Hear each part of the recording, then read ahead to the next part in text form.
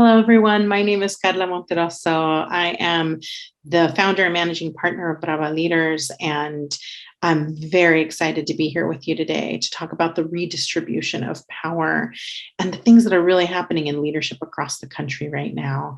And we have a really special treat for you because we're going to talk to two people who know more about this than most people in the country. So first, we're going to talk to Dr. Carmen Rojas, who is the CEO of the Marguerite Foundation. Carmen has spent the last few decades really ensuring that power is in the hands of the people most impacted by our economy.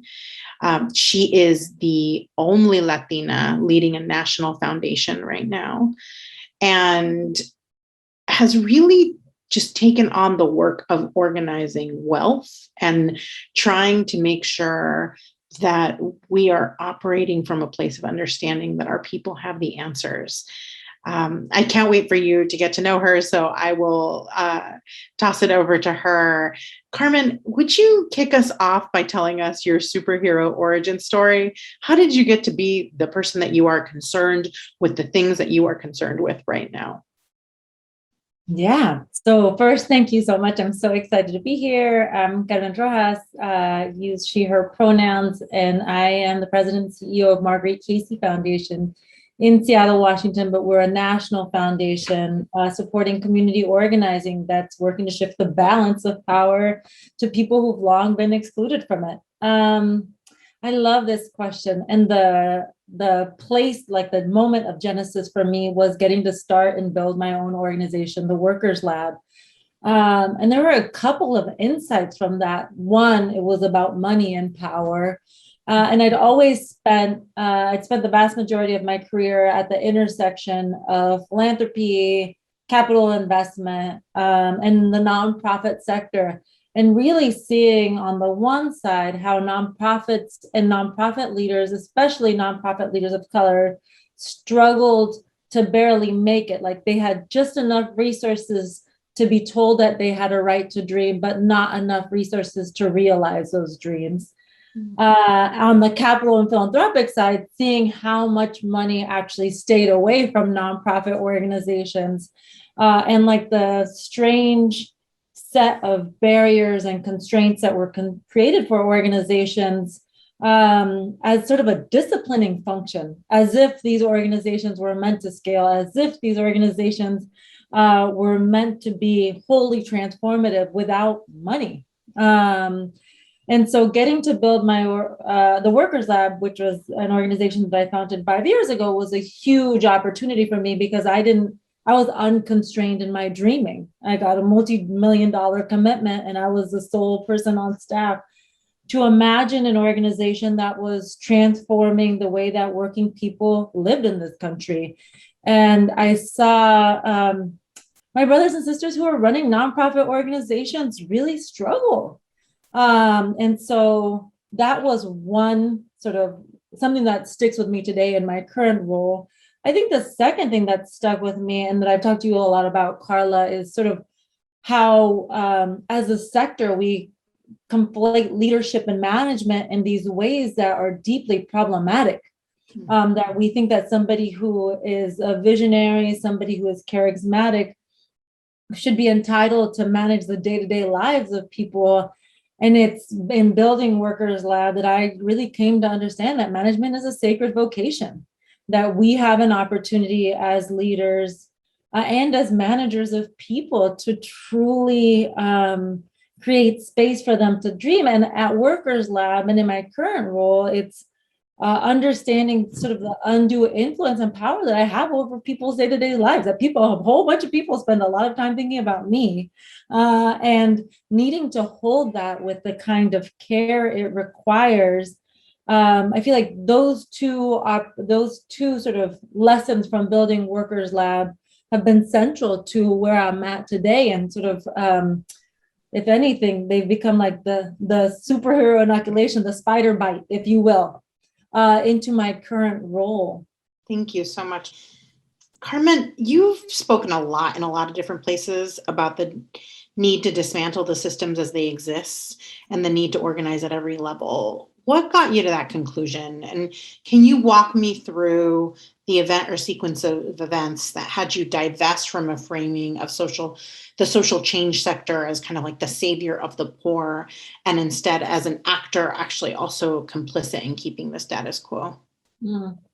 Yeah, I come to this work from like a very, I think, unorthodox place. So I'm an academic by training, studied Latin American social movements. And so when I stopped school and started work in the nonprofit sector, it felt like there was a huge divide, that we were asking our social movements to be a sector and not sort of people coming together to contest for power, contest for representation, and contest for resources, which is sort of uncommon and constraining. And so I don't know that I've ever treated or thought of the social sector, the nonprofit sector specifically, as one that's inherently benevolent. I just, I feel like everything has power, everything, all of these relationships are contested. It's really funny because as somebody who runs a foundation, I feel like I spend a lot of time in this, like doing a little dance. On the one side, I think foundations and philanthropy, I think our sector at its worst hollows out functions that government should be providing for us. Everything from affordable housing to transit, we've sort of privatized in the form of investing in nonprofits. On the other side, I do think in this moment, sort of to your framing, Karla, like philanthropy and social justice philanthropy plays a really important role in creating a more even terrain to contest for power. That we know that without the resources that philanthropy provides, that people would still get together, there would still be the protest, there would still be the fight. But with the resources, we kind of even out whose voices are heard, the stories that are true and real to inform the future that we want. So I feel like I've always been a bit divested and recognize that, in order to get where we want to go, we have to be really clear about where we are, and seeing organizing as the most effective way to transform systems. That like there's always a contest. Like if there's one frustration for me, I feel like in our sector we spend a lot of time in like a pithy like unity speak. Like if only we convinced people that like people of color are people too. If only we convinced people that my mom really deserved to immigrate to this country. If only, like, we spend a lot of time in unity speak. And I feel like that's a huge distraction from the people who have gotten rich, gotten power, gotten access by holding the core belief that only them and them alone can have those things, by only them and them alone determining the rules of our economy and our democracy, by only them and them alone being represented. And so I am like a natural fighter, as you know, and so part of what I'm doing now in this role is like holding what I want to be possible in a context of what I know is true today. Carmen, how would you reframe our lens, our conception of Latinx power in this moment? I think it's being contested actively. I do think that, like, if you took not even just us as an ethnicity, but disaggregated us by age, I'm like really inspired by young Latinos, like young Latinx folks who are organizing, politically engaged, who are working every day to transform their communities. I think that like there's if I were to break us up into 3 tranches of age, there's like the civil rights institutionalists, people who, will always be able to point back to the moment they were at a protest 4 or 5 decades, 3 or 4 decades ago, and then, but are essentially a part of the establishment, for lack of a better words. I think that they're like people who are Gen Xers, what is it? The older millennials. I think that there's like a really, for me, that experience, that age group and experience is it's very particular in terms of the diversity of our class position, the diversity of our geographic position.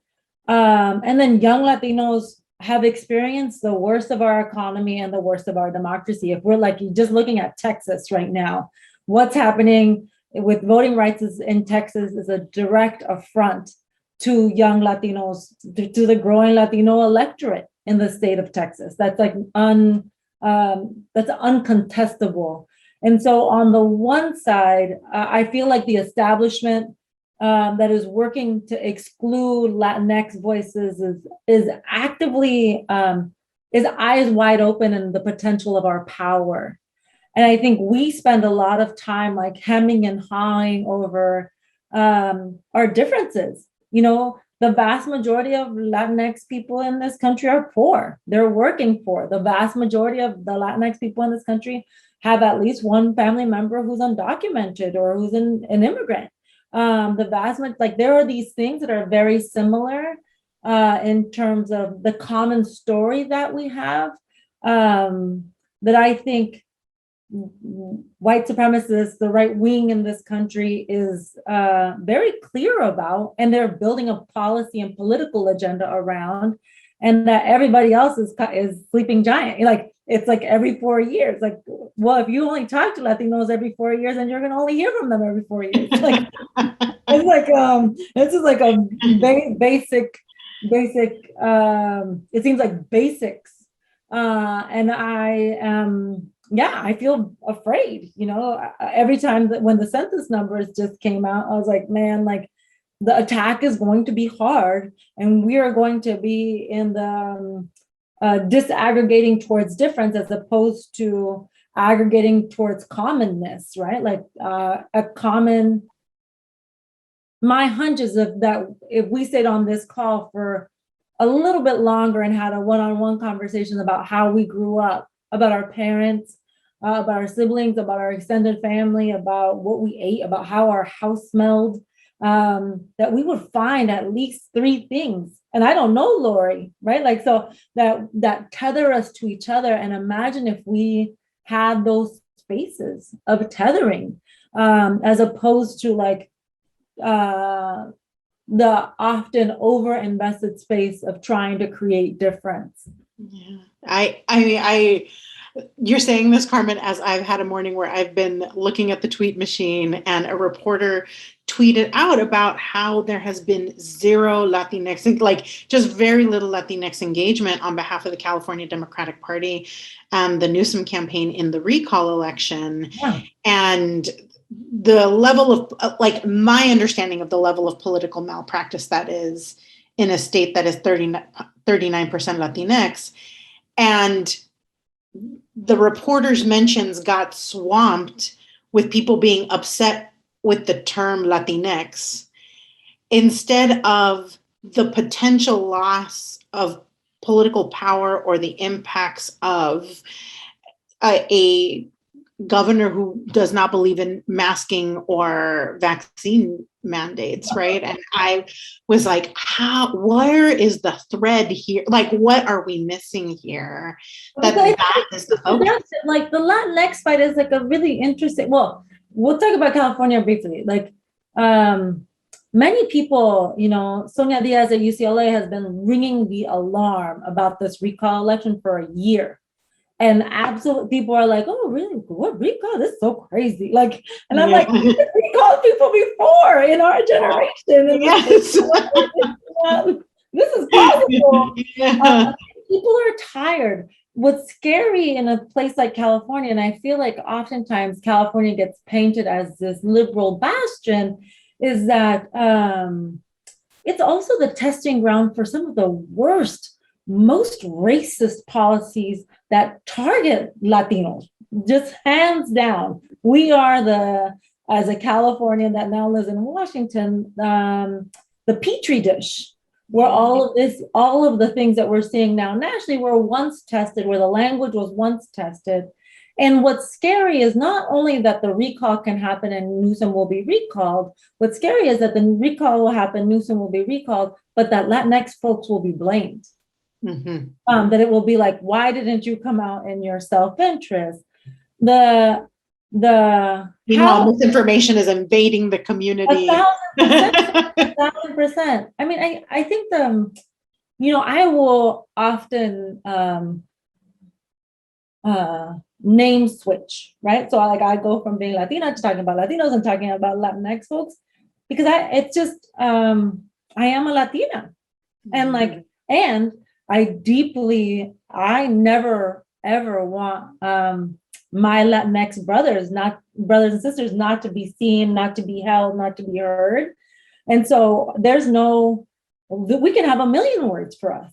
Like that, why not have all of the words? My mom, everybody has and we spend a lot of time in the weeds of naming, naming us instead of naming the future that we want, or naming the power that we should have, or naming the representation, to Lori's point, that we should really be able to engage. And I think that that's where there's a huge disconnect. What do you think is getting in the way of us being fully effective at combating the larger systemic issues in our community? If you could eliminate any common barrier, trope, or mischaracterization that we as a community have bought into, what would it be? I think there are a couple of things, right? So one, that Latinx folks look only like the three of us, right? That in people's imagination, I feel like a lot of Latinx folks have bought into this idea of anti-Blackness. There's a long history of anti-Blackness in the Latinx community in our home countries and here. And many of us have not been able to untether ourselves from a belief, a commitment to white supremacy. I mean, that's just really it. And what's most interesting about this last census is to see the number of Latinx folks who stopped identifying as white and started identifying as something else, and actively grappling with what our race is and who we are as a community, which many of us just don't have an opportunity to actively do. We all know that we're not white, but when we don't have an option that speaks to who we are, it creates a stickiness. So for me, it's all of the anti, right? It's a commitment to anti-Blackness. It's a commitment to anti-indigeneity or indigenous erasure. I think that there are these deeply held commitments to on our own. It's so funny. When Julian Castro was running for president, I was at a campaign event, and I just caught wind of so many conversations around him that were que se cree? Who does he think he is? Why him? Why does he get to be the first Latino president? Why does he get to be the first Latino to run for president? As opposed to what is this person saying, and how will they be able to Lori's point, lift all boats, truly expand the pie so that more of us live lives of dignity, have good jobs, have access to the resources we need on a day-to-day basis, not just to make ends meet, but to actually deliver on the reason that many of our parents, our grandparents, came to this country, which is a commitment for something more, a desire to have a full life. And so those are the two things, both this weird commitment to infighting and the que se cree. But more importantly, I think that there are these deep racialized fractions in our community that we have been unable to contend with. Yeah, I see that so much when we're in conversations, and the limits to our conversation about anti-Blackness are often like the things that our grandparents said, like it's like, oh, que mejorar la raza, or like the making fun of, like either the hair or the nose or whatever that would be either Black or Indigenous markers. And that is valuable and important for us to talk about. Mm-hmm. And I like hold that alongside of there are actually systemic parts of anti-Blackness that we are very much as a community holding on to, right? Where when you watch a community gentrify, the community goes from being Black to being Latinx to being Asian to being white, right? And there is, or when you're watching even in entertainment context or what have you, when something gets popularized, often we have become the accessible people of color that allows people to hold on to their anti-Blackness, while also celebrating the thing that they have wanted to celebrate, right? And that really our community is going to have to dig deep to understand the places in which, in particular, like white Latinx or mestizo like people have really gone in and taken advantage of the benefits of being a person of color, while moving away from and avoiding the places, and even like selling down the river people in order to gain personal power at the expense of community power. Yeah, I mean, I will just say, like, I think what's clear to me is that when Black people in this country are free, then we will all be free. That like any sort of attempt to broker or negotiate or to navigate around Black liberation always comes at mass expense. That one of us might make it, but all of us won't. There's just like, we have so much historical evidence about, civil rights policy, holding people accountable, the work that Black people have done to insert into a predominantly white power establishment this idea that there's a promise or a possibility of a multiracial democracy. That's like a very powerful tool. And oftentimes, I think we see it as like us or them. Like the story that I think about a lot is that when Black Panther, the movie, came out, a number of Latinx people were like, I can't wait, where's our Black Panther? And there were a number of Afro-Latinos who were like, this is our Black Panther. This is ours. What are you talking about? We're all here, and wanting to, seeing it as a contest, as if the pie was this big, and not realizing that it's in our hands to grow it, that it's in our, in our hearts and our aspirations, in our power to grow it so that all of us can be well off. And for me, in this job in particular, I feel like I've had the terrain, the room to really contend with that, and just to see like the underbelly of it, right? That like a lot of Latinos don't want to do that. They don't want to do that work. It feels like a trade-off.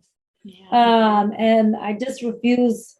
I think the promise of us as people of color broadly is so much greater than these rifts and fractions, so much greater than anything I can even begin to articulate or imagine. And that's what I just want to be committed to working towards, and not fighting for scraps. For both of you, what players in our community would you both recommend folks follow, participate, or engage with, and why them? Yeah. I have a lot of people. So Jonathan Jays Green, the founder of UndocuBlack, and is currently the vice president of programs at Marguerite Casey Foundation, is top of my list. They are really working at this intersection of being queer, Latinx, Black, and reimagining what we look like as a community. I think on the media front, there are a ton of awesome people. So Alicia Melendez, Julian Castro, I think that they're doing an amazing job reimagining how we think about representation in the media. And I just love their podcasts. This is a Karla introduction, but Maria Garcia from Anything for Selena, I think that she is contending with what it means to be light-skinned Latina and where we fit in the story of people of color in this country, and doing a very like public grappling of what that means and looks like. And yeah, I think she's awesome. Yeah. So that will be my list. Carmen, how would you recommend people engage in the critical work happening around social change? Yeah, organize. I think that you just have to talk to people. I think you have to become part of organization. And for me, my community is Mi Gente, and I feel like that is the organization where I spend a lot of time learning, listening, growing, getting pushed, getting better. And I think that there are such huge opportunities. A lot is at stake. And I would hate for one election to feel like a universe of victory. We have a lot of evidence that that's not true. And so I feel like organize and be part of a community that's working to shift the balance of power. Yeah, I want to just echo the getting pushed part. Like, I think often we look at getting pushed, in particular in the political sense, as a indicator that we're not accepted, rather than an indicator that there's a lot here to learn, right? And there is, I think often when I'm watching folks engage in political conversations right now, there is a context to those conversations that has happened, because there are groups of people that have been gathering for years and years of time at this point in time, trying to upend a balance of power.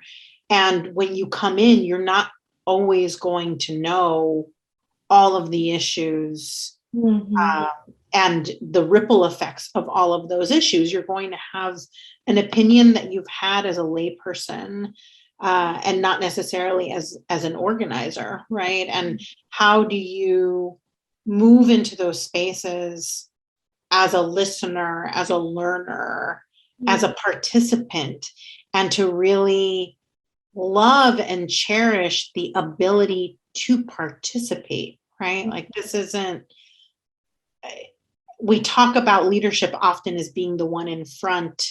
And I do think right now, leadership means being the one with. And when it is not being the one with, we're replicating a power dynamic there that has been enacted on us for a very long time. So I just cannot agree enough with the power of full engaged participation. I also think that there's this sense that like we all need to be leaders all the time. Yeah. And that's so boring. Like it's so exhausting. And I don't think that's possible. I don't think that, I just know that I have a limit. I know there are certain things that I know a good amount about. There are a whole lot of things I don't know a lot about. And I don't want to pretend like I know a lot about them, but I do want to be in depth of relationship. I want to be in love with the leaders who do know about the things that I don't know about them, so I can trust them, so I can ask them questions, so that I can learn from them. And there's not a lot of room for that in this moment. I think that is perceived as weakness. It's perceived as not fitting in. And sometimes I'll speak for myself, I feel like I'm at my best when I am uncomfortable. I am at my best when somebody is calling me out. I'm like, oh, oh, I thought I was really cool. I thought I knew all the things, but I really don't. Like I think that that's the trick is that is to be able to surrender that. Yeah. Thank you so much, Carmen. I think all of us are better off for knowing for hearing the words that you have for us, and should be thinking about a lot of the things that you were talking about as we go about our day-to-day lives. I think it's really, really important, and appreciate all of the work that you're doing around this. Next, I'm really excited to introduce you to someone who has been doing this work before it was even in fashion to do this work. I think there's been a shift in the social sector to really starting to think about government as a player, impacting the lives of everyday people that cannot be ignored, right? I think we were for a long time trying to work around government rather than through it. And Michael McAfee and PolicyLink have been for a very long time talking about the importance of us really looking at government and its role in the lives of everyday people, in particular people of color. So I can't wait for you to get to hear from him. Michael, would you talk to us about your superhero origin story? I'd love to hear about like how you got to be the human that you are, and why it brings you to the concerns and imperatives that you are focused on today.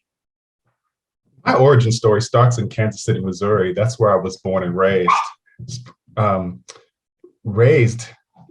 in '68.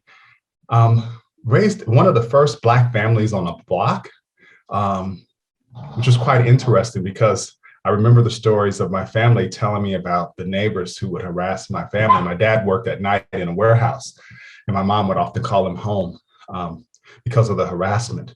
But I spent my summers in West Point, Mississippi, or on my grandfather's farm up in Benton Harbor, Michigan. And so I lived in the best of, I would say, both worlds, kind of an urban environment, but also lived in the country, West Point, Mississippi, in the deep South, and on my grandfather's farm, fishing and hunting with my dad. When I wasn't in school, I was fishing and hunting and playing sports. So it was quite a protected space because while there was a lot of negative stuff going on around me, I was often impervious to it. I was impervious to it because I was fishing and hunting. I was outside riding my bike all day, or I was on my parents' farm. But in addition to that, my family had a strength where they didn't tolerate abuse and harm from others. And so I grew up with that sense of strength about not tolerating certain behaviors and protecting your family. And so while I was very aware of these things, the subtle ways in which I'd watch my dad tuck his pistol under his car seat as he would drive us to West Point, Mississippi, the stories I would hear the older folks tell, they were imprinted in my memory. But fortunately, they protected me from a lot of that harm. And then lastly, I grew up in worlds where I got to see what poverty looked like. My parents were working class and struggling. They never made more than $30,000 combined, but somehow they managed to send me to private school. So I got a chance to live in both of these worlds, on top of fishing and hunting, being in urban space, being in farm country, being in the deep South. And that's my origin story. It was a beautiful mix of all sorts of ways in which America intersects. Michael, you've spoken a lot in different places about the need to dismantle systems as they exist and the need to organize at every level. What got you to that conclusion? Can you walk me through the event or sequence of events that had you divest from the framing of the social change sector as like the savior of the poor and as an actor actually also keeping the status quo? Well, the things that got me to really understanding that we need to dismantle systems, quite frankly, starts with my first career position, which was at the Greater Kansas City Community Foundation. I witnessed the power and potential of philanthropy to start initiatives, to help nonprofits grow, et cetera. But I also saw the struggle of the nonprofit sector to be accountable for results. And that really frustrated me because we're in business to change lives. And I was often frustrated because I felt like folks were not creating the highest value measures. But the reality is, it wasn't their fault. Philanthropy was asking them for something that they couldn't deliver. And then when I got to the U.S. Department of Housing and Urban Development, I started getting a deeper sense of just the ways in which federal policy harms places. And so my thinking started to evolve from charity to what are the liberatory acts to design a nation that is just and fair. You see, the reality is, as I matured in my own thinking, I could clearly see how race-based policy actually designed America. It was embodied in our founding documents. And so it's still race-based policy today that is designing opportunity or not designing opportunity. Take, for example, voting rights. You see the victory we get in Georgia, and then you see more than 300 bills working their way through state assemblies. And that is a design challenge for this nation. So to me, charity provides momentary relief. It means I get out of poverty, but my sisters do not. It keeps opportunity too random in America.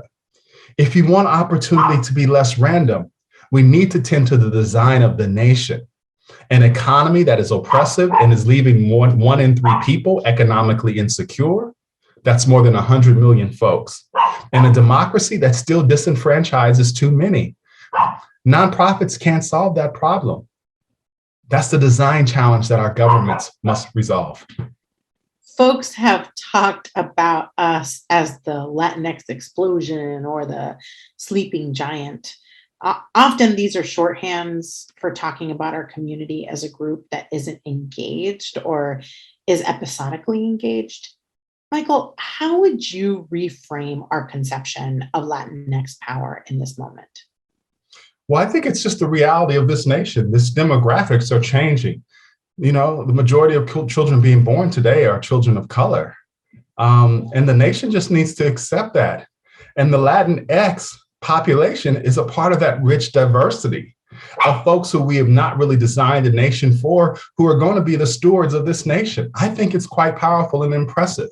And what it signals is that there is a beautiful opportunity for all of us of color to begin to have our institutional leaders and community leaders to begin to have a conversation around what will it mean for us to govern differently as we become the majority in this nation? How will we be on the vanguard of inclusion, whether we're talking about our democracy and our economy? So I see it as a powerful, really almost divine retribution. The very folks you've never loved are the ones who are going to be the stewards of this nation. I think that is a beautiful thing. And now the only question for us is, how do we lead and govern with the grace and the consciousness and intentionality to design for everyone? The very thing that has not been done for us, it is critical that we figure out a way to consciously keep it at the forefront of our being. What players in our community would you most recommend folks follow, participate, or engage with, and why them? I think people should engage with every aspect of a community. Wisdom knows no bounds and it knows no title. And the most brilliant people I know are people in community doing work every day. At PolicyLink, we say local leaders are actually national leaders because they're the ones solving problems all the time.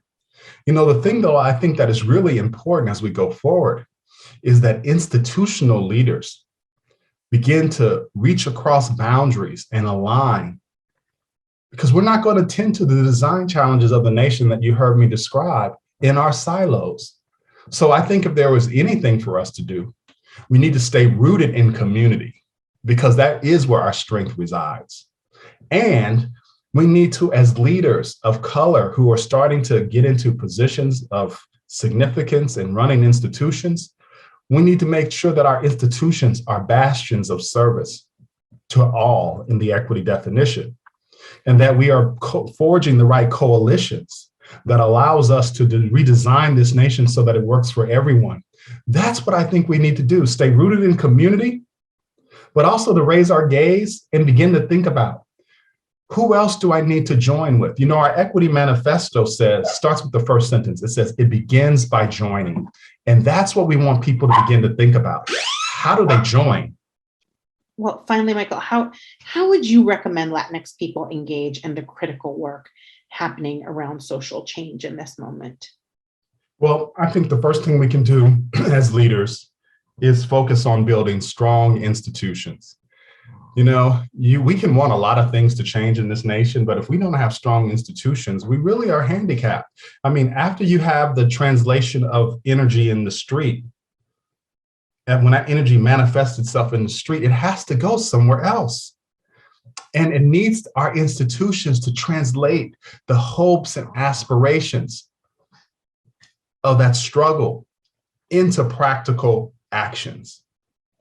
And so the thing that I think is most important for us to think about right now, especially as this nation changes to being a majority of people of color, we need to have strong institutions. And I don't think that we have them right now. I mean, even if I just think about my own movement, the racial equity movement, at a time where all three sectors have come to racial equity, we don't have the institutions that can meet the demand. And part of that has been because philanthropy didn't fund for that.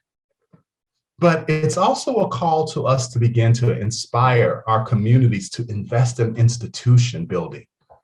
And so that's where I think the frontier of our equity movement, the frontier of liberation must reside, in building strong institutions focused on serving those who have been left behind. And I think if we do that, then we'll have the great balance of being able to manifest power in the street and then have that power translated into practical, sustained action over time. Thank you so much, Michael. I think I agree with you on everything that you're saying, really. And I feel the urgency around what you were talking about with a multiracial coalition and the importance of that, and what it means to be kept from power if we don't accomplish it, right? I'm so appreciative of both the time that Dr. Rojas and Michael McAfee have given us here today to help frame the issues as they are, and what it could look like for us to leverage our power in the ways that we want to, right? For a really long time, I think we haven't engaged in what is a systemic conversation. We've done a lot of individual initiatives, but not thinking about how you change the very mechanisms by which power is distributed in this country, and what it means now that we are becoming such a large population force in the country to be able to utilize that and to make sure that our coalition is an expansive coalition that factors in the pain and needs and love of everyone in it. Thank you so much for being here with us today. And I am so excited to hear what comes from you engaging in these questions as you move through LTX Quest.